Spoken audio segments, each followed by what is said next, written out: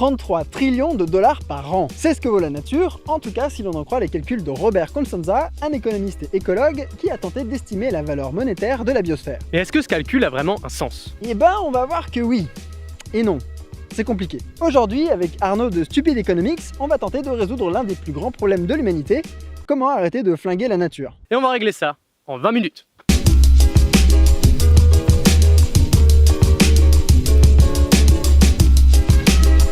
Ce n'est plus une surprise pour personne, la biosphère va exceptionnellement mal. Les taux de disparition d'espèces sont à des records qui ne se mesurent que sur les temps géologiques, 40% des écosystèmes terrestres sont utilisés pour nourrir des humains, l'atmosphère se réchauffe implacablement, etc., etc. De façon générale, nous nous rapprochons toujours plus des limites planétaires à ne pas dépasser pour éviter les mauvaises surprises dans le fonctionnement général des écosystèmes, et il ne semble pas y avoir de changement dans ces tendances-là non plus. Ce qui signifierait qu'on attribue moins de valeur à la biosphère qu'à notre bien-être personnel, et si on éclate tout sur notre passage depuis quelques siècles, c'est quelque part qu'il y a un souci dans la façon dont on donne de la valeur à la nature. Un léger, ouais. Et pour comprendre, il faut retourner au 7e siècle après Jésus-Christ. En 676 après Jésus-Christ, le prieur Cuthbert de Lindisfarne vivait au large des îles anglaises en ermite. Probablement touché par la présence d'oiseaux migrateurs sur place, il promulgua ce qui a été parmi les premières lois de l'histoire pour protéger ces sympathiques dinosaures à plumes de la chasse. L'un des tout premiers actes de conservation de la nature a été fait par un religieux, et on peut penser sans trop se mouiller que la motivation derrière cet acte était d'ordre spirituel, ou au moins moral. Le prieur n'avait pas l'intention de tirer une utilité concrète de ces oiseaux, mais les a protégés pour avoir le plaisir de les voir voler, se reproduire, se friter pour un nichoir, se gerber mutuellement dans la bouche pour se nourrir. Bref, il voulait qu'ils puissent vivre leur vie de piaf en paix, et c'est tout. Il leur a accordé une valeur intrinsèque sans faire un calcul de coût-bénéfice derrière. Et en fait, ce type de motivation pour protéger la nature est l'un des plus vieux piliers de l'écologie. L'un des tout premiers parcs nord-américains est le Yosemite, et il a vu le jour en 1890. L'initiateur principal de la protection de cet endroit est John Muir, c'est aussi le dirigeant de la première organisation écologique des États-Unis, et John Muir, c'était un religieux hardcore. Pour lui, les immensités du parc s'apparentaient à un temple que Dieu avait construit, et défendre la nature avec un grand N, c'était une façon de protéger une image de l'Éden sur Terre. Le naturalisme religieux existe encore aujourd'hui, mais pas besoin d'être spirituel pour estimer que la protection de la nature est une question de morale avant tout. En quelque sorte, dans ce système de pensée, la valeur de la nature est infinie, et vous comme moi mettons des valeurs infinies à plein de trucs tous les jours. La planète Terre a une valeur infinie, parce que sans elle on n'existe pas, et votre vie ou celle de vos proches a sans doute une valeur infinie à vos yeux aussi. Le problème de mettre une valeur intrinsèque à un objet, à une espèce ou à un écosystème, c'est que la vôtre ne sera pas forcément la mienne. Si vous estimez que les chats ont une valeur infinie et que leur disparition serait une perte absolue, ce n'est peut-être pas mon cas. Après tout, peut-être que j'estime que ce sont des organismes égoïstes dont la domestication incomplète nous parasite la vie. Peut-être. Pour certaines espèces iconiques, comme les grands prédateurs, les cétacés, les grands singes, la protection basée sur des valeurs intrinsèques attire plein de gens et de moyens parce que tout le monde est d'accord pour leur donner une valeur en soi. Mais pour des trucs plus moches ou qui n'arrivent pas à focaliser l'attention du grand public, ça marche moins bien. Le sauvetage de moustiques, de blattes, d'espèces que vous trouvez dégueu, dangereuses ou juste pas intéressantes semble tout de suite moins logique et peut-être que leur protection vous semblera un effort inutile. Le problème c'est que 99% du monde vivant est dégueulasse, luisant, gluant, violent ou dangereux. La biologie, c'est sale.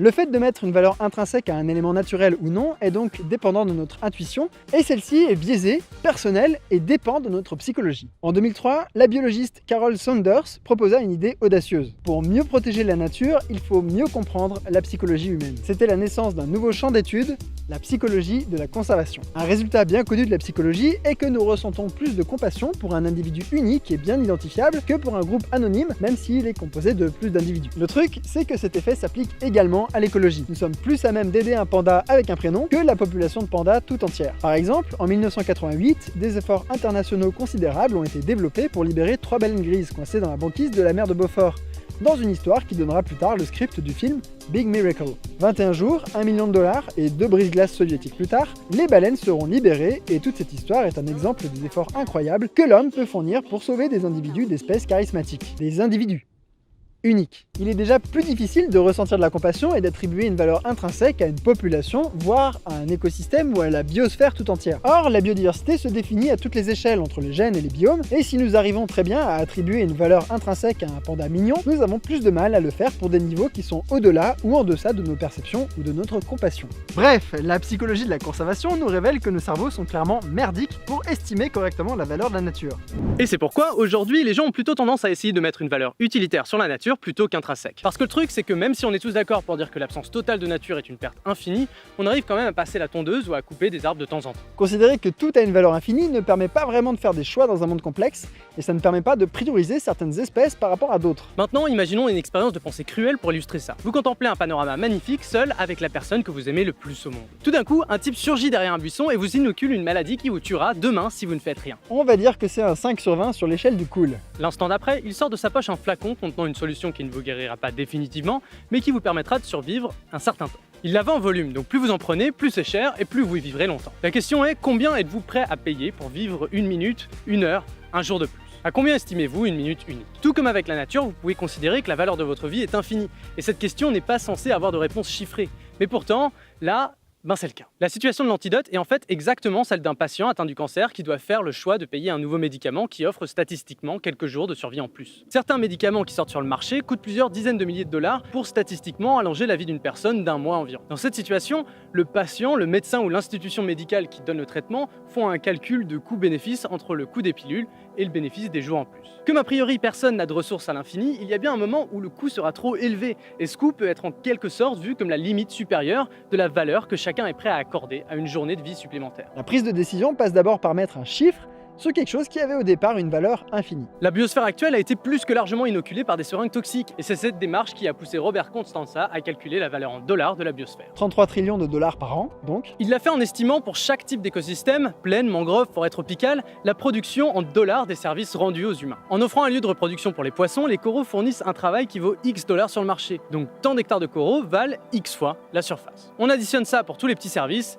et bim, on a un chiffre pour la biosphère. Et cette approche des services écosystémiques est aujourd'hui de plus en plus utilisée par les décisionnaires lorsqu'ils veulent valoriser un écosystème. Ça, c'est une approche instrumentale, en opposition avec l'approche morale ou intrinsèque dont on a parlé précédemment, et on la retrouve tout le long de l'histoire de la protection de la nature. La création du parc de la Vanoise, premier parc national français, a été largement supportée par les chasseurs qui voulaient pouvoir gérer les stocks de bouquetins, et de très nombreux grands parcs africains étaient à la base des réserves de chasse. Mais attention, même si c'est une approche puissante pour prendre des décisions et pour inciter les gens à en prendre, elle a aussi de très nombreux défauts. Que fait-on par exemple lorsque protéger l'écosystème n'est intéressant selon aucun calcul? Eh bien on arrive au paradoxe de l'environnementaliste. Ce paradoxe est en fait la simple constatation que quel que soit le critère que l'on regarde, nous nous portons de mieux en mieux au fur et à mesure que la biosphère se casse la gueule.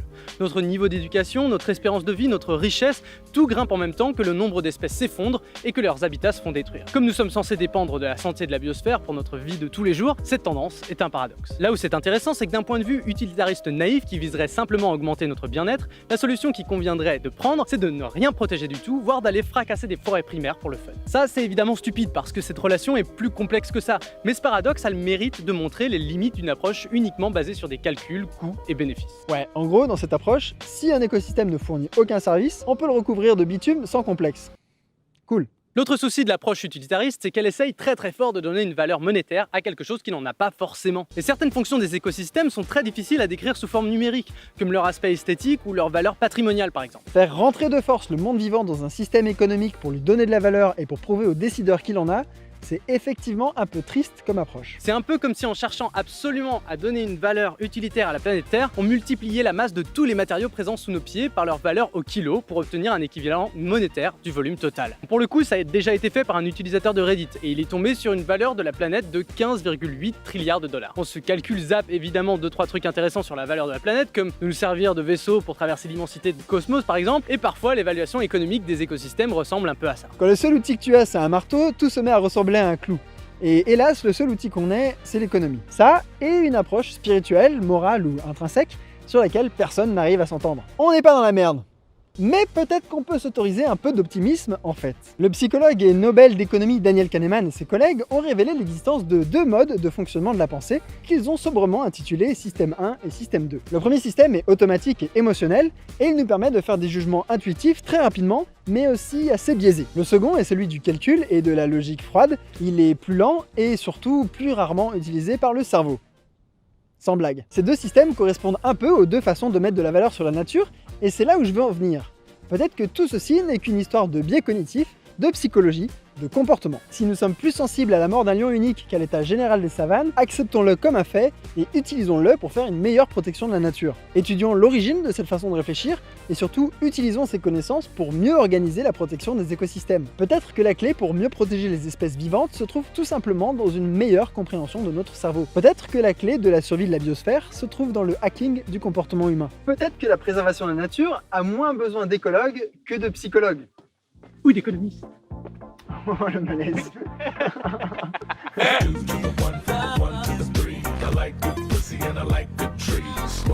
Merci à tous d'avoir regardé cet épisode jusqu'au bout, j'espère que ça vous a plu, que ça vous a donné des réflexions intéressantes. La suite de cet épisode se trouve sur la chaîne d'Arnaud de Stupid Economics. Il s'intitule Comment bien vendre la nature et on y aborde plus dans le détail tout ce qui est autour de mettre un prix à la nature.